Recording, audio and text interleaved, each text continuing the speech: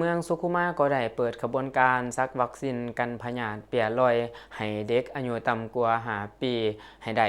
95%ขึ้นไปในปี2026นี้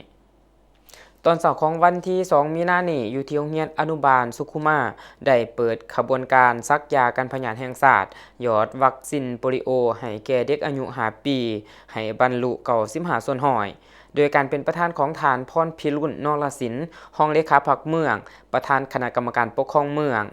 มีฐานมณีสินแสงมณีวงศ์คณะประจำพรรคเมืองประธานแนวเราสังสาสตร์เมืองท่านดร.ศรีสุขแก้วมณีวงศ์กรรมการพรรคเมืองหัวหน้าของการสาธารณสุขเมืองท่านนางจุมาลีออนเซเวียงกรรมการพรรคเมืองหัวหน้าของการศึกษาธิการและกีฬาเมืองมีคณะการที่เกี่ยวของเมืองพร้อมด้วยพนักงานครูอาจารย์เข้าร่วม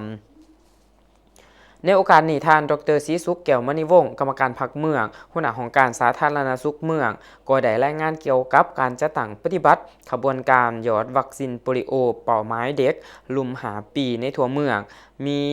6,076 คนและสภาพการระบาดของพยาธิโปลิโอในภาคพื้นและในลาวในระยะที่ผ่านมาซึ่งเห็นว่าบรรลุได้ตามคาดหมายสามารถปฏิบัติได้11ตัว4บอกสภาพการของพยาธิโปลิโอที่ยังมีความเสี่ยงในการระบาดในบางพื้นที่โดยสาเหตุสำคัญแม่นอัตราการปกคลุมวัคซีนยังบ่ทั่วถึงโดยเฉพาะอยู่ในเขตห่างไกลศอกหลีกและเขตที่มีการเคลื่อนย้ายประชากรดังนั้นการดำเนินการหยอดวัคซีนในครั้งนี้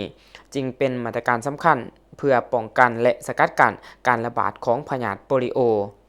สำหรับแผนการหยอดวัคซีนจะดำเนินการ2หอบก็คือหอบที่1แต่วันที่2มีนาหาวันที่11มีนาและหอบที่2แต่วันที่23มีนาจนถึงวันที่2เมษายนสำหรับเป้าหมายแม่นให้เด็กอายุ0-5 ปีในทั่วเมืองได้รับการหยอดวัคซีนให้หลายกว่า95%ขึ้นไปพร้อมนั้นของการสาธารณสุขเมืองจะได้เน้นหนักให้การลงหยอดวัคซีนเข้าถึงทุกบ้านทุกเขตเพื่อบ่ให้มีเด็กคนใดตกหล่น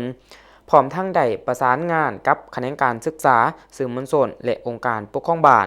เพื่อช่วยเผยแพร่และปลุกระดมให้ผู้ปกครองนำพาเด็กน้อยไปรับวัคซีนตามจุดบริการที่กำหนดให้ทันตามแผนการที่กำหนดไว้